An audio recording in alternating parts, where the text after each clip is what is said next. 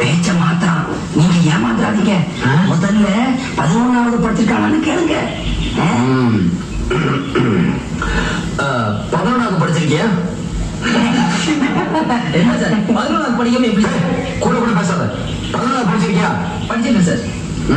அப்புறம் பியூசி 1 வருஷம், 11 12, அதுக்கப்புறம் பிஎஸ்சி 3 வருஷம், 12 14, அப்புறம் எம்எஸ்சி 2 வருஷம், 14 18.